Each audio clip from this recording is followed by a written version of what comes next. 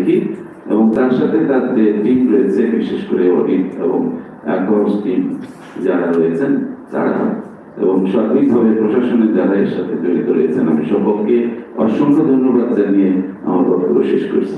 ধন্যবাদ সবাইকে। ধন্যবাদ মুজিবুর রহমান হাওলাদার স্যারকে সুদীর্ঘ মতামতের জন্য। এই পর্যায়ে আলোচনায় অংশগ্রহণ করবেন বাংলাদেশ মেডিকেল বিশ্ববিদ্যালয়ের উপ উপাচার্য প্রশাসন অধ্যাপক ডক্টর মোহাম্মদ আবু সালাম। আসসালামু আলাইকুম। শেখ শুভ অপরাহ্ন বলতে হচ্ছে, আমরা শুরু করেছিলাম শুভ সকাল দিয়ে।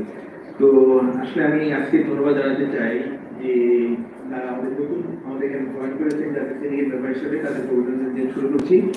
এবং আমাদের ট্রেজারার ম্যাডাম তার টিমকে আমরা আসলে যে কষ্ট করে যে বাজেটটা করেছে, কারণ আপনি খেয়াল করতে হবে, আমরা যদি আমেরিকার দিকে তাকাই তাদের যে বাজেটটা হেলথ সেক্টরে, সেটা কিন্তু দেখেন তাদের জিডিপি কিন্তু 70.6%, আর আমাদের কিন্তু স্বাস্থ্য খাতের বাজেট বরাদ্দ হচ্ছে মাত্র 0.74% জিডিপি। এটা দিয়ে বুঝতে হবে আমাদের দেশের স্বাস্থ্য খাতটা কতখানি কমবে। আমরা বাইরের দেশের সাথে তুলনা করে চলবে না, আমাদেরকে আমাদের মতো করে চলতে হবে। নেক্সট হচ্ছে যে আমাদের যে বাজেটটা যে হলো, যে ম্যাডাম যে বাজেটটা বললেন, সে বাজেটের মধ্যে যদি আপনারা দেখেন 7 পাতাতে আমাদের মোট বেতন ভাতাদি এবং ছাত্ররা যে আমাদের এখানে পড়ে তাদের জন্য কিন্তু চলে যাচ্ছে 65%।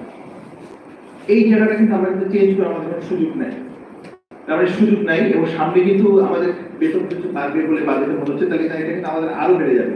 এটা কিন্তু আমাদের ব্যর্থ হওয়ার কোনো সুযোগ নেই। ম্যাডাম চাইলেও কিন্তু কমাতে পারবেন না, বাড়াতে পারবেন না। তাহলে এই এটা তো বলার উদ্দেশ্য আমি পরে পয়েন্টটাতে আসতেছি।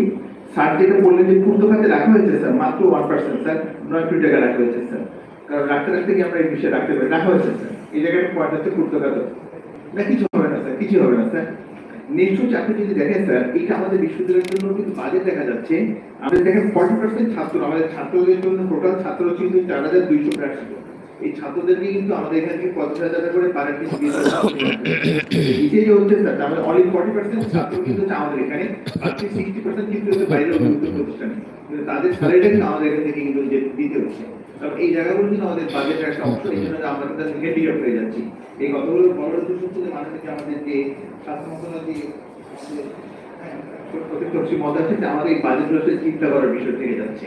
আর এই জিনিসগুলো যদি আমরা যদি চিন্তা করতে না পারি তাহলে আর কিছু করা যাবে না। নেক্সট হচ্ছে স্যার জানতে চাচ্ছি, মানে বলতে চাচ্ছি যে স্যার, যে আমাদের যে বাংলাদেশ বেতারের খবরটা হয়েছে এর থেকে ব্যাপারটা আলাদা হয়েছে স্যার। ওখানে স্যার দুটো সুন্দর জায়গা করে বিল্ডিং হবে, নতুন ফ্যাকাল্টি, নতুন একাডেমিক ভবন, শুধু তাই না স্যার, রিসার্চ ইনস্টিটিউট সব কিছু হয়ে যাবে স্যার। এবং আমাদের যে বললেন যে রাজুকের যে প্ল্যান করা আছে স্যার, রাজুকের প্ল্যানে আমাদের কখন আমাদের যে এ ব্লক, এই ব্লকটাও এবং ডি ব্লকটা যদিও যেটা কন্ট্রোভার্সি আছে স্যার, এই জায়গাটা আসলে কিছু রাজ্য তারা বাতিল করে বলে দিয়েছে। এই বিল্ডিং দুটো আমাদের কিন্তু স্টুডেন্ট উপরে ভেঙে ফেলতে হবে, প্লাস বেসিক ভবন যেটা আছে আমাদের ভেঙে ফেলতে হবে। মাননীয় ভিসি মহোদয় বলবেন যে এটা আমাদের কিন্তু প্ল্যান আছে, প্ল্যান অনুযায়ী সেটা অনেক কিছু করা স্যার। এখন প্রশ্ন হচ্ছে যে বলেন যে স্যার আসলে আইপি যেমন কর্পোরেট ছাত্র হোস্টেল হয় নাই, হ্যাঁ হয়েছে স্যার। ওই যে ডিপিডিসি ভবনের ট্যাক্সের পিছনে কিছু জায়গায় করা হয়েছে স্যার, আসলে এটা প্ল্যানের ভুল ছিল, ছোট করে করা হয়েছে স্যার। এই ভুলগুলো তার আগে অতীত নিয়ে কথা বলে লাভ নাই, সামনে যেন আমরা ভুলগুলো না করি, আমাদের প্রশাসনের জন্য ভুল না করে, সেটা আমরা বলতে চাচ্ছি। সর্বশেষে বলতে চাচ্ছি স্যার, কষ্ট করে যে ম্যাডাম বাজেটটা করেছেন, আমরা সবাইকে এত অনুমোদন করে দিতে পারি কি না স্যার?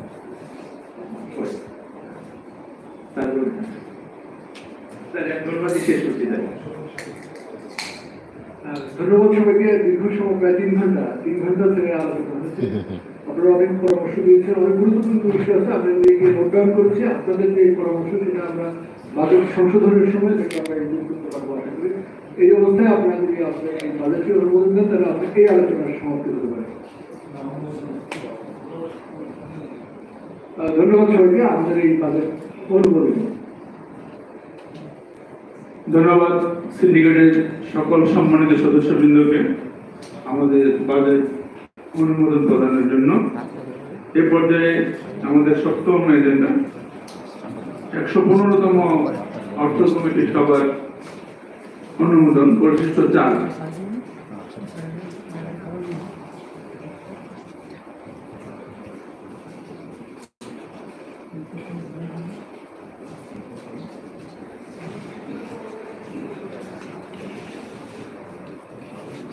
ট্রেজারার মহোদয়কে উপস্থাপনের জন্য বিনীত অনুরোধ করছি। আমার সবাইকে আসসালামু আলাইকুম।